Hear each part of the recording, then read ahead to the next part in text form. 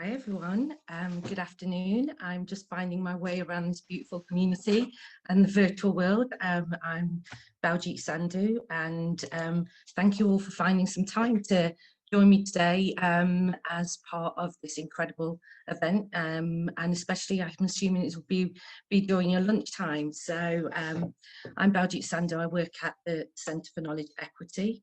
What an era we found ourselves in. I basically want to ground ourselves in this very moment and to acknowledge and embrace the personal and oh, Oh,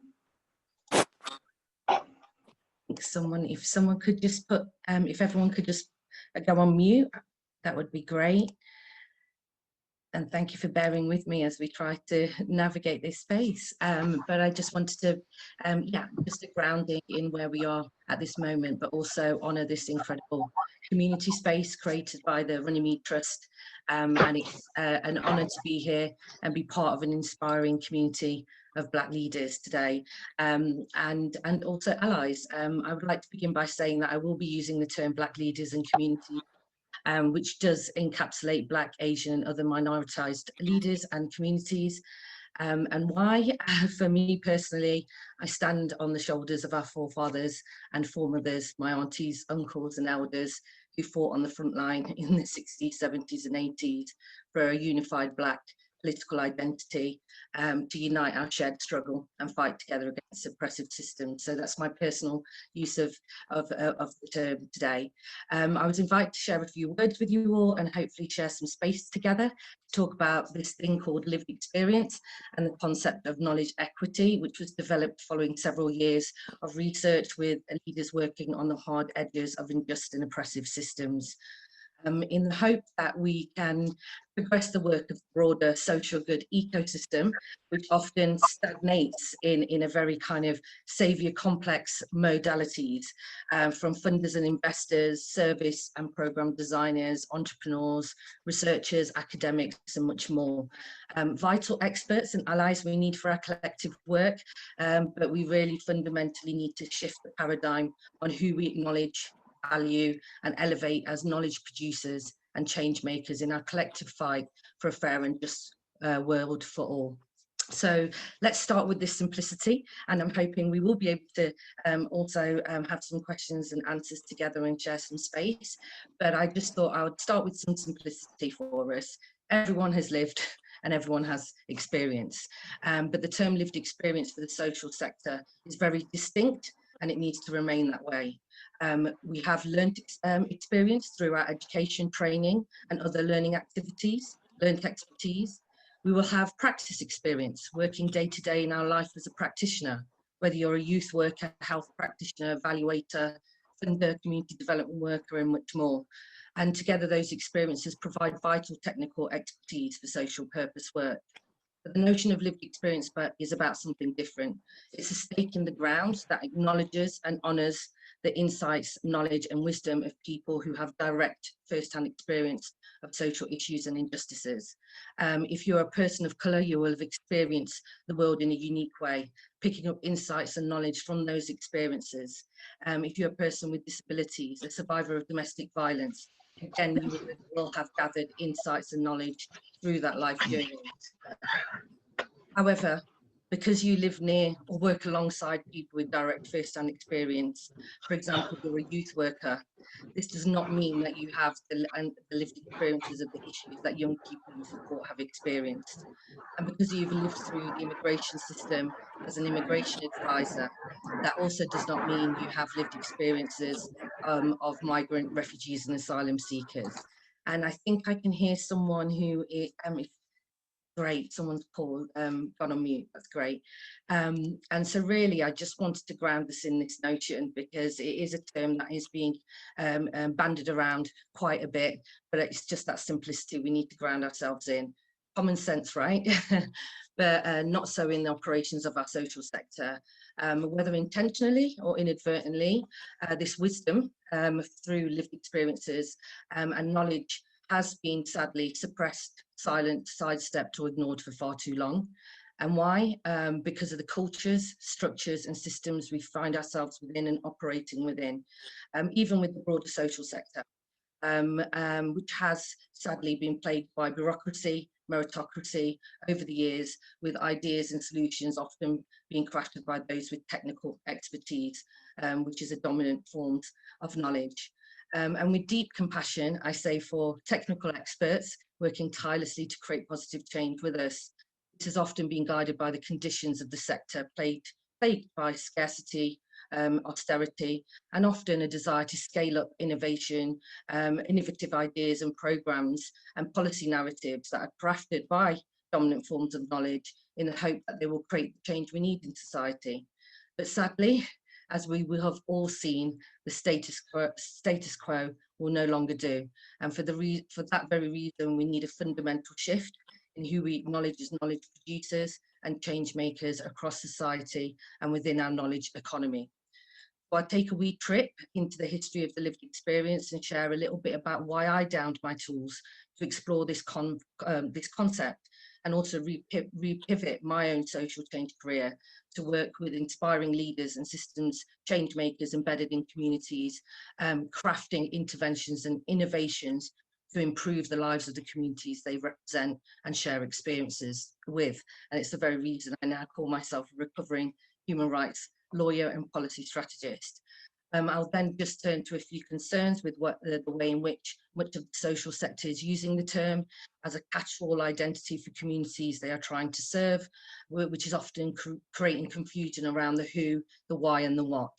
And finally, I'll share a few thoughts on how we can purposefully and intentionally go about doing our work for the future, to move us away from very lazy, outdated approaches to systems change work that is not and has not served us well, and to ensure that we do not perpetuate injustices we are trying to address in our work.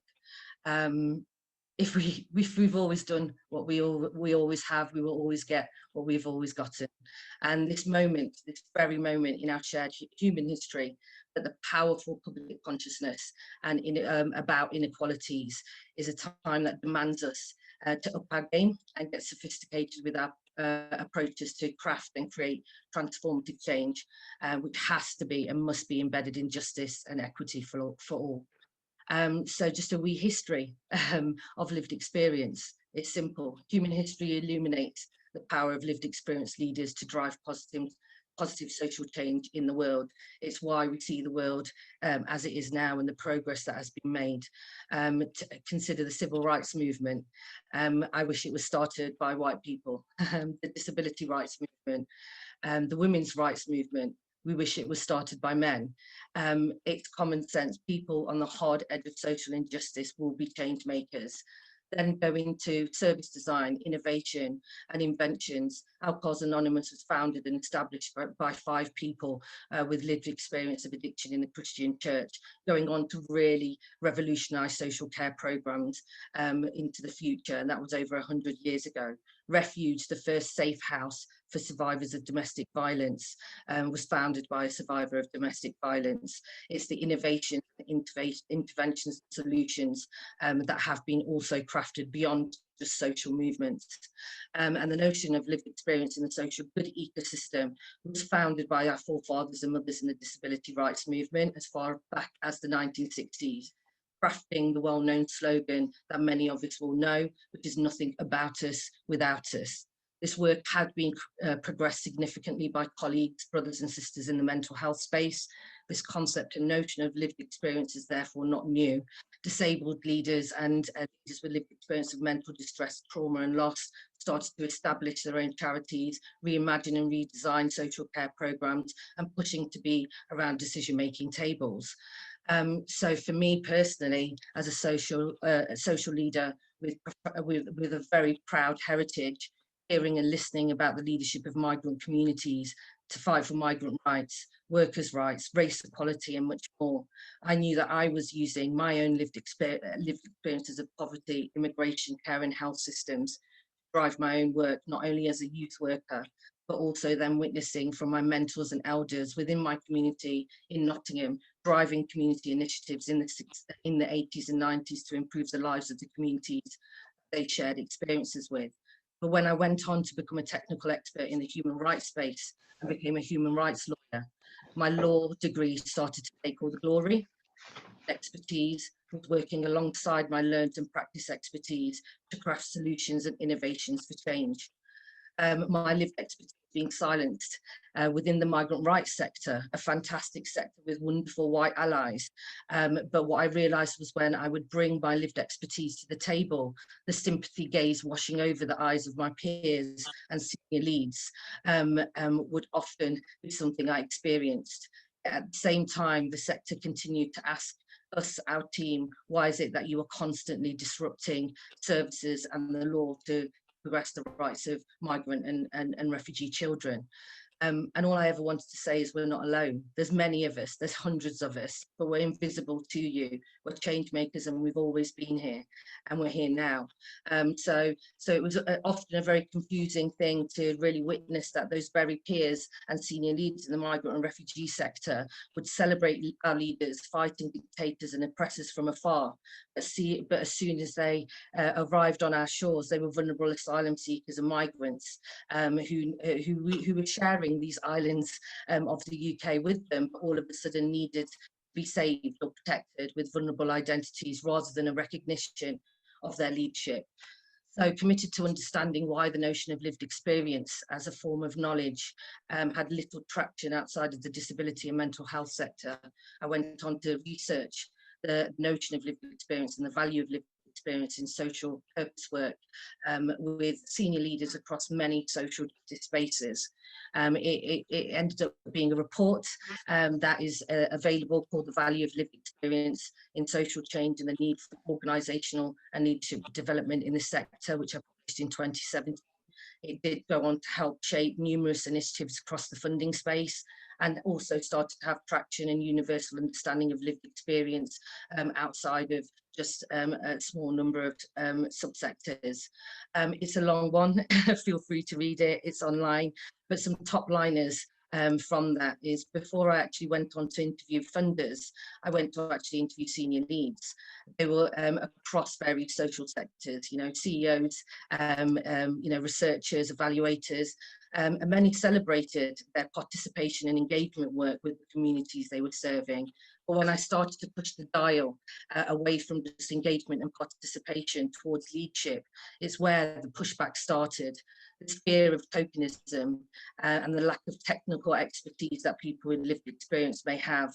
You know, and often I would be told, well, Baljeet, one person's experience of poverty doesn't make them an expert on others. And well, we never said that it did, but this kind of shift and this barrier that I started to see, I then realized that I needed to actually go to the funding space and some interviews with senior leaders there just to say, do we value lived experience? And unanimously, all of them, absolutely, it's the reason we do the work that we do. So so it was that really understanding lived experience as a form of knowledge needed for social change and moving away from a vulnerable identity. So my second question was, well, how are we currently giving lived experience agency in the social sector? Well, we hadn't at that time moved beyond focus groups, one-off events to extract knowledge from the communities we serve, often through predetermined agendas for either programme design, research or evaluation, and often an afterthought just to add on to a pre-existing design of something that had already been crafted. And often these initiatives were focused on problem understanding versus solution design and innovation with communities, leaders and people with lived experience. And so we now know that knowledge of communities is important, and during those processes there was an understanding that knowledge from communities with lived experience was important.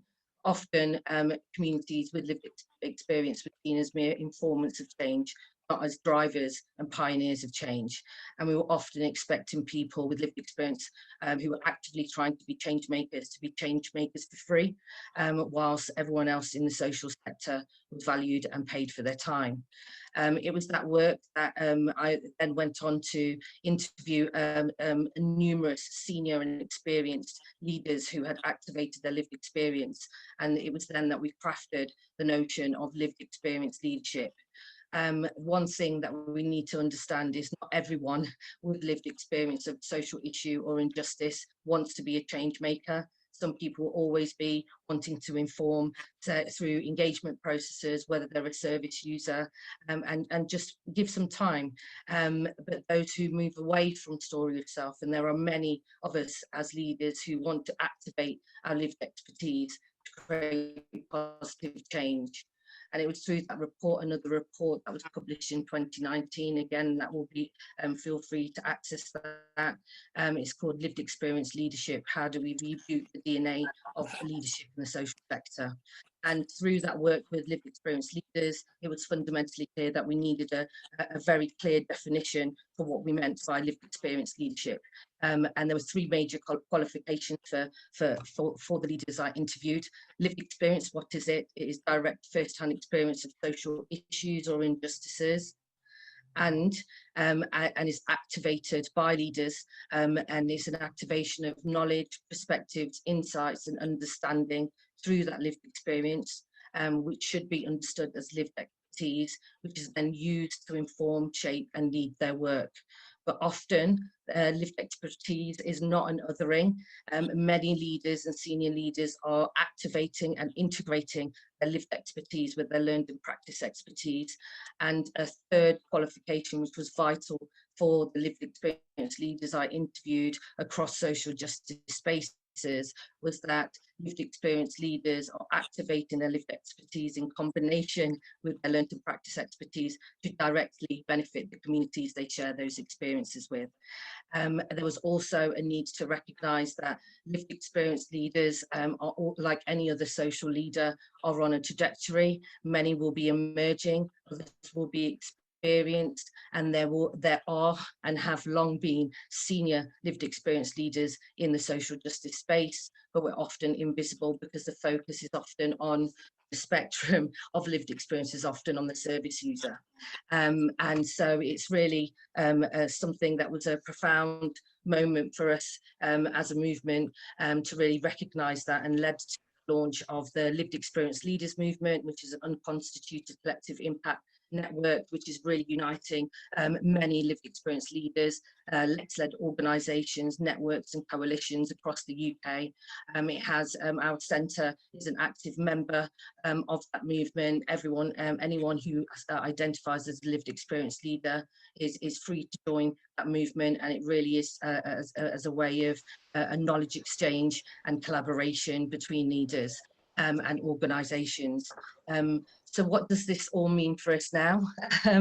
I would say that as Black leaders, as leaders leading organisations, we've inherited some baggage from the lived experience field, and I'm hopeful that as a community of social leaders working within and across Black communities, that we do have the wisdom and understanding to elevate our work alongside our communities.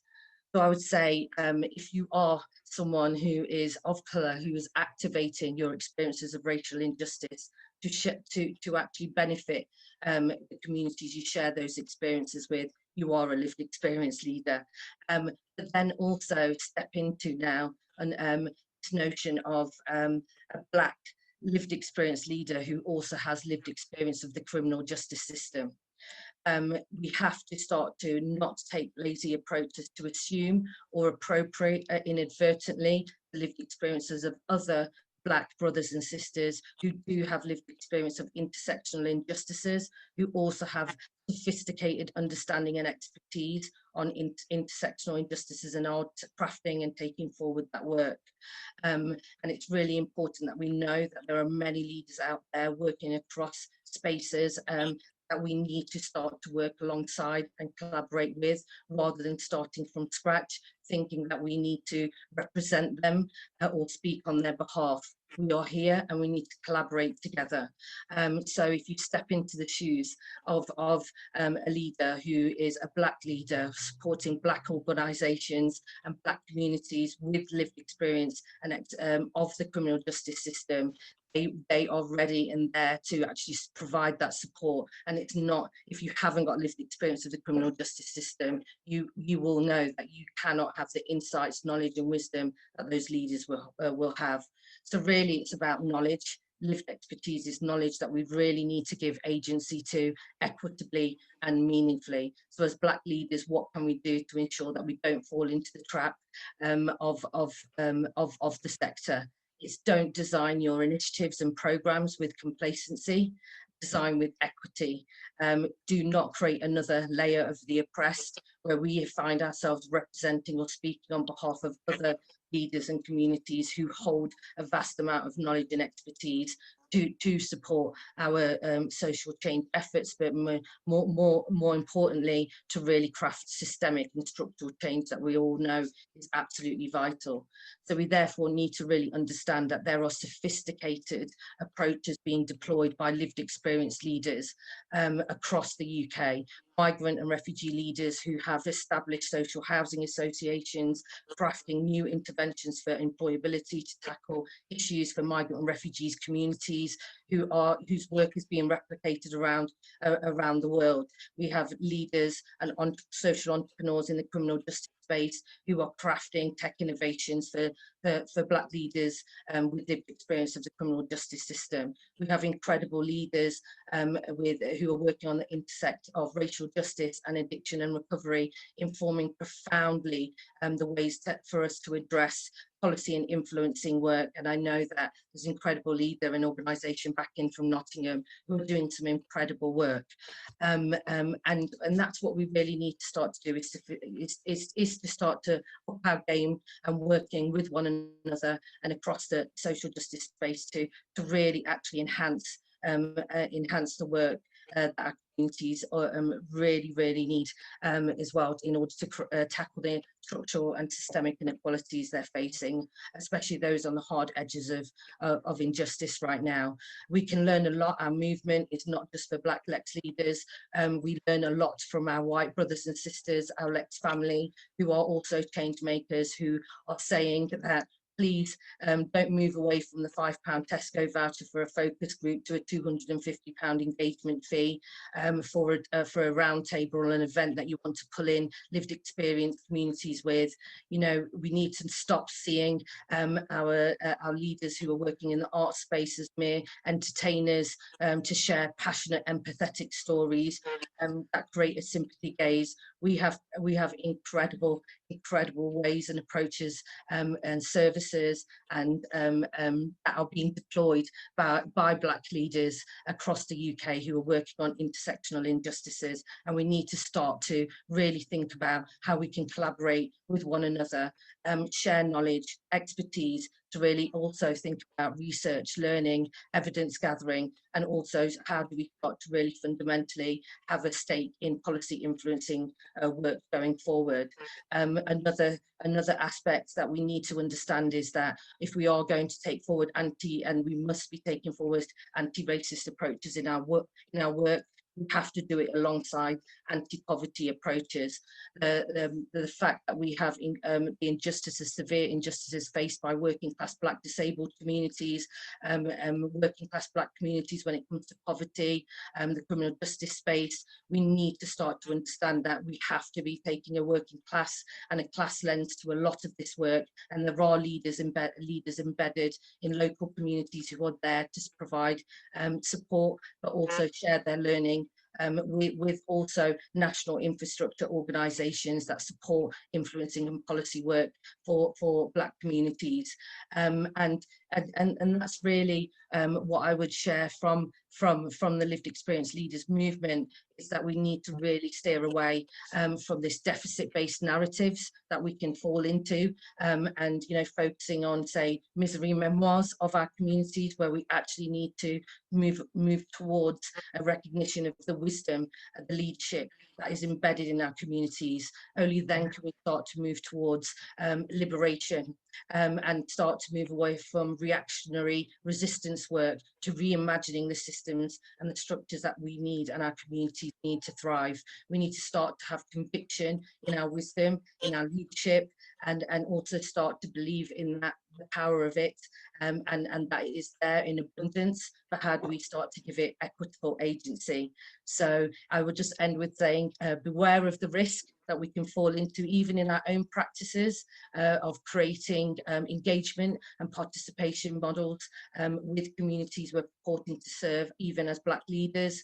This movement, and now for us especially as Black leaders and communities and organisations, we need to execute the change better.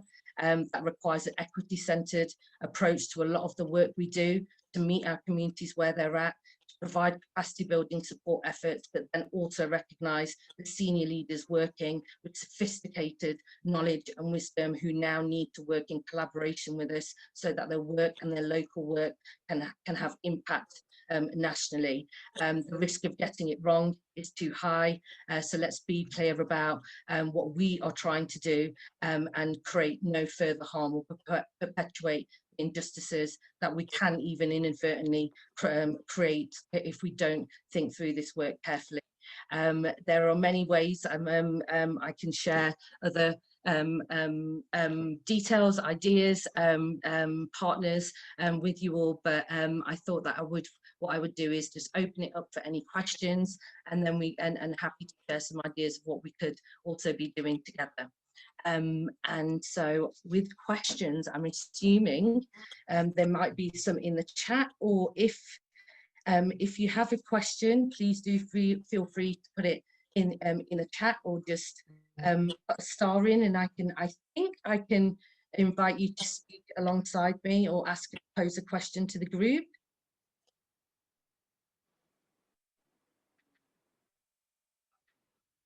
Okay, wonderful, thank you.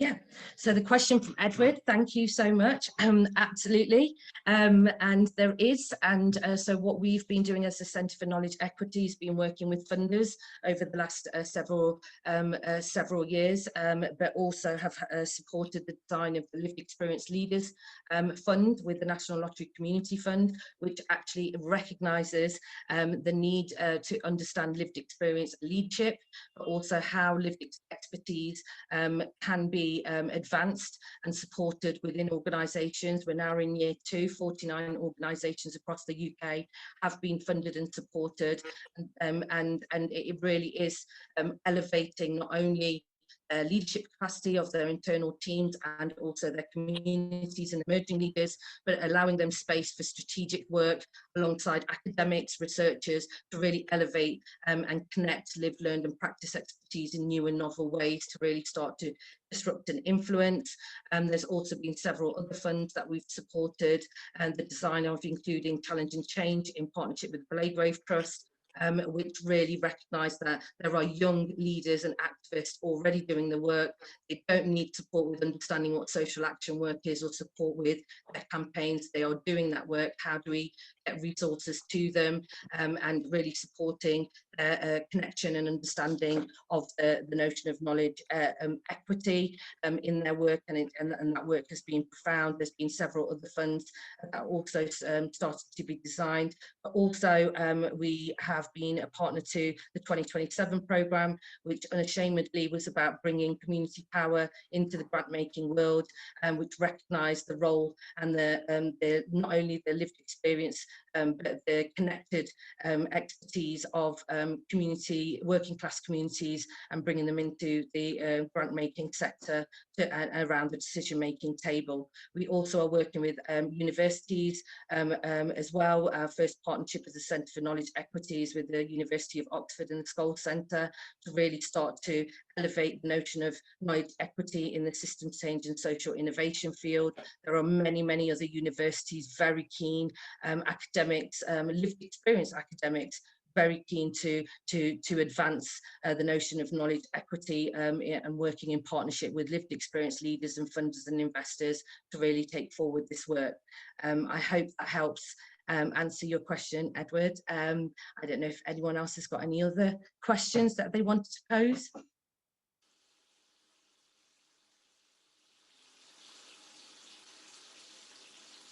Yes, absolutely. So how, question that Fauzi has put, how is lived experience valued by funders? Can it lead to commercialization and lose its real focus, which is benefiting the intended beneficiaries? Absolutely, and that's why there were some words of warning and baggage that I wanted to focus on, and the concerns of the way that lived experience is being used. Often we can focus on lived experience as though it's just a vulnerable identity, and we need to represent those who have lived experience, and that really is the baggage that we've had from the social sector. And I think where that comes from, and what I've witnessed, is the fact that for a long time now, and the notion of lived experience has been really focused around main charities applying for funds, saying that they are working with communities with lived experience, but often that can be the communities that they have direct contact with, which are usually service users. And so what we found is that the spectrum of lived experience needs to be understood, and that's why the notion of lived experience leadership has been crafted by and called for after several years of work by lived experience leaders. Is the fact that we will continue to commodify this notion of lived experience if we have this very, very kind of old and outdated approach to where lived experience lands and stands. And so that's why we need to also think about that we are not merely now falling into kind of the steer of funders who are now progressively using this notion of lived experience, is just to simply say we want funding because we support or and we have people with lived experience involved in our projects, when actually it still is a very old kind of service user model. Very important work. Co-production, co-design will always be important, but what we need to do is start to really think about what we mean by lived expertise, and also lived experience leadership, and how we start to invest in organisations that are Lex-led as well. And Sohan, who's here from Backing, who I've just given a shout out to, doing some incredible work, and how much.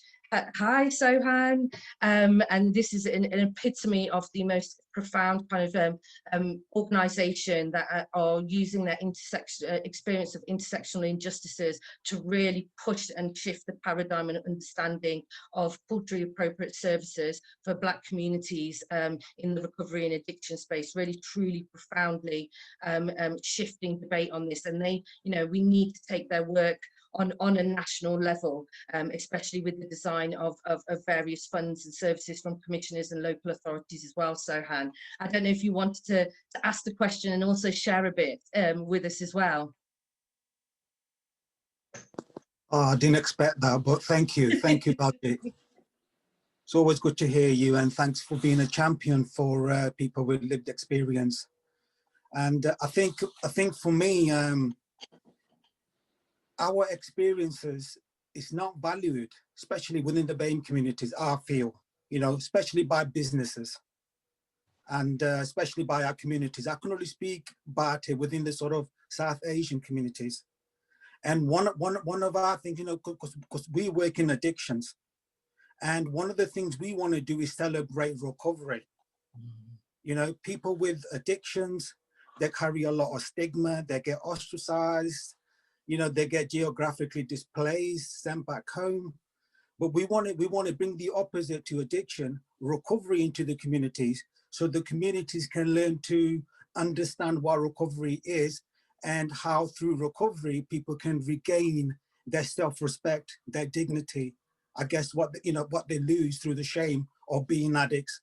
There's a lot of stigma as well, you know, within our communities. Yeah. So we want to champion, you know, we want to bring into a conversation, what does lived experience mean, and what value does that have, these individuals have on the communities as leaders, as community transformers, system changes, all the things that you talk about, Baljeet. Absolutely. You know, but for us, you're an inspiration. I just want to say thank you. Oh. I didn't anticipate kind of joining in today. I just wanted to listen to you. I just come out of another meeting, but I guess, you know, things happen in a moment, and I appreciate the invite to sort of connect with you just right now. Bless you. It's an absolute honor, and this is how we roll, right? As Black communities, it's just that this is how we roll, and it's beautiful to have you and share this space. And a wonderful question you've just asked as well, Sohan, around the business sector, right? If we need to also realize that, and I will share this very openly with you all, is that when I started to really to explore this notion of lived expertise and lived experience as a form of knowledge, it didn't go down well with the charity sector, right? And actually, I did not think I would find myself taking forward this work and building the notion of knowledge equity at a business school at Yale University. So it was the School of Management at Yale University that recognized this notion. And why did they recognize it? Because I simply said this: I wish the man who invented the wheel had a business degree and an engineering degree. We are stifling human ingenuity if we do not understand the wisdom necessary to craft inventions and interventions and innovations. And that is what is happening. And for the business sector, that is profit, because innovation only happens when you have diverse thought leadership and expertise coming into one space together. So it was there that I supported the development of the Innovation Centre at Yale, where we first established a knowledge equity initiative with a focus on entrepreneurship and innovation. We are now based, and we have a partnership with the Outside Business School. We have many business sector leads, also investors, very much understanding the notion of what forms of thought leadership we need to innovate. So I think this, so what I would make a plea to the charity sector and funders in the space is that we need to also be alongside those leads who will probably be thinking of this as a cost benefit for their work, because innovation will happen. We need innovation in the social justice space too, that needs to be funded, resourced sustainably by funders and investors in the philanthropic space as well. So definitely, I would say that with the lived experience leaders movement, but also the centre, we would really like to support and elevate. The very reason we exist is to really build these higher connections with various stakeholders in the whole ecosystem. So that's why we launched the Knowledge Equity Fellowship, which recognised lived experience leaders integrating their lived, learned and practice expertise, who are now based at, and it was an inaugural fellowship at the Side Business School at the University of Oxford, so that they can start to also build connections and collaborations, not only nationally, but globally with investors and business leads, because there's a lot of shift also in this need to tackle, you know, what the role of social business as well, but also different forms of financing and collaborations to take that work forward, but also academics, you know, in the field of systems change and innovation. You know, we have been focusing on a particular profile of innovator and systems practitioner, and we need to start to expand the notion of who a systems change maker is in the field of system change and social innovation more globally. If we don't understand the fact that Mandela was a lived experience leader and a serious systems change maker, and it's just a field that has been developed over the last 10 years, then there's something seriously going wrong in our whole psyche of what we think social change work requires. And there is a Mandela in every single town, village and city in the UK right now. And we also need to recognise that we don't need and shouldn't have this focus on charismatic leaders leading this work. They are embedded everywhere. We are here now, and there are many Black leaders doing incredible work, like Sohan's organisation Back In, embedded across towns and cities across the UK, who aren't interested in being massive, shiny national organisations, who have local knowledge, local expertise to really share more nationally, to really up the game on understanding the intersectional injustices of Black communities, but also the approaches, frameworks that are needed to really shift services for our communities. Any more questions? Thank you. Thanks, Sohan. So Judy, lived experience are often a manifestation of racialization. How does your work relate to? Oh, wow. Oh, wow, philosophical. You're going to get me thinking. So for me, what a great question. So for me, I think this, you know, even in the work that I've done personally, I'm going to answer this personally from my own use, integrating my lived, learned and practice experiences, is that I have always inherently been doing racial justice work as a human rights lawyer, representing and supporting communities, especially migrant and refugee communities. But for me, that was just one element of the toolbox of expertise and insight that I had. I didn't need it to be distinguished separately as an othering compared to other work. There was this need to really understand the intersectional injustices faced by the communities I was purporting to serve, which were also young people, which were also unaccompanied children in the care system, and a number of them also interacting with not only immigration systems, but other systems such as the youth justice system. So race was always inherently part of the manifestation in every piece of my work, but it wasn't the only one.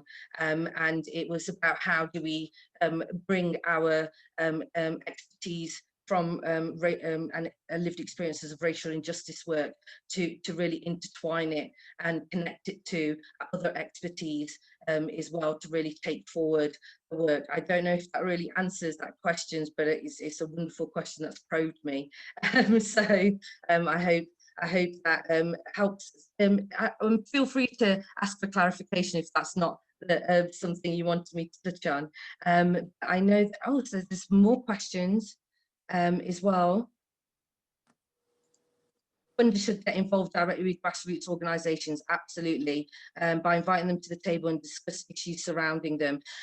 Beyond that, I would say beyond that, how about working with grassroots organisations to design their funds?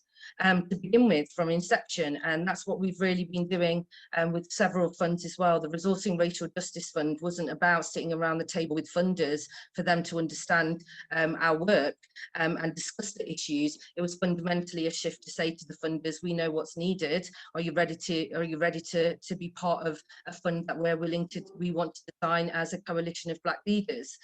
So I think that one of the most progressive pieces of work we're doing, and this is where we should also really honour but also celebrate the fact that our white allies and leaders across the social sector, whether they're funders, investors or other organisations, are really keen now to also start to collaborate in new ways, and also actually start to walk alongside us as well. So I think that we really need to also shift our understanding of the old way of just getting a seat around the table. It's to also understand that folk want to come around our table too. Any more questions?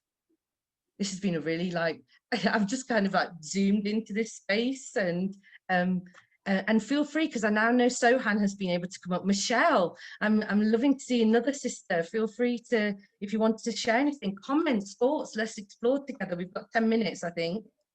I'd say I'm Michelle Charters, CEO of Cumbernamarty Millennium Centre in Liverpool.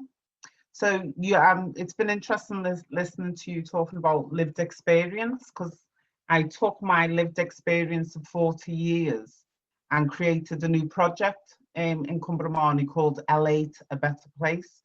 L8 is the postcode for Toxteth, where we're based. And what I'd seen was that there was a decrease in activism in the community. And I sat there and I thought, what needs to be done? So I looked at what I hadn't had in my 40 years experience and created a project around that. And I'm glad to say that now we have 110 activists, community activists in Liverpool 8, doing things that they want to do, not what we think they should be doing, working on projects and developing projects and social enterprises that they know they've got the skills for, they've had training provided, and there's now a big network of support. The other part of lived experiences, as a woman and an organisation based in a city that has had a continuous Black community for over 350 years, but still excluded from many sectors and many opportunities.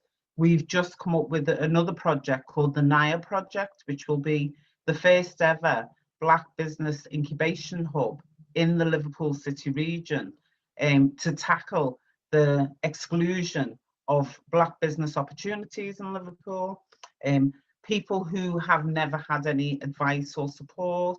And we hope to start to change the economy, the social outputs, and the social activism from a Black perspective.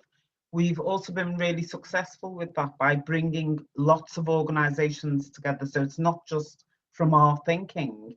We've had a shared partnership approach that has worked really, really well. So we've got 75 organisations, Black-led organisations, actually working together in a way that historically hasn't happened in our city before. So there's some really good stuff coming out of there. We've evaluated it and monitored it, and we've created yearly evaluation reports from that work that showed how we've done it, what we've done. But we're also, this year, in our final year of funding from that particular fund, we're going to create a toolkit that can be shared as a model of practice, and that can kind of be used throughout the country by different people. Not to say that they'll do it exactly like us, but they can have something to use that can then say, you know what, we can do that. We've got those kinds of organisations, we've got those kinds of communities. So I'm really impressed with lived experience. I'd love to find out more about your Knowledge Equity Fellowship. I think Liverpool could feed tons into that. We have lots of lived experience leaders. We've been working uniquely and in our way that we had to, because we didn't have that access and we didn't have those opportunities, and we've created our opportunities. So definitely, if you can put some information up about your Knowledge Equity Fellowship, I'd like to hear a bit more about that, to actually, not only for us, but to share that with the other organisations that we're linked with. And I think that's what we need to do more. There's lots of really good practice going on throughout the country. Yes. And this has been the first opportunity that I've had to actually tap into what everybody else is doing and what seems to be going really well and what doesn't seem to be going well and needs some support. So we can link those arms, link those powers and those experiences by using this forum and others to hopefully that will come out of this. Oh, Michelle, like joy making, absolute joy making. And thank you so much, because what you've just done beautifully first to end this session is just encapsulate everything that I wanted to share, is the fact that the wisdom that many of our leaders have, but also we just don't have that wisdom. We're pivoting.